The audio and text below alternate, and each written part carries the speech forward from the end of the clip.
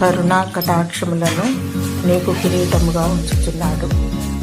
103వ కీర్తన 4వ వచనం.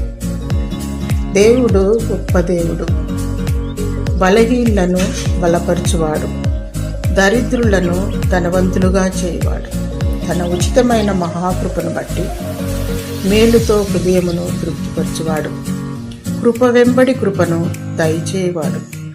ఆయన కరుణ చేత కిరీటము ధరింపచేసి అనేకులకు కరుణ వాత్సల్యత అనుగ్రహించువాడు.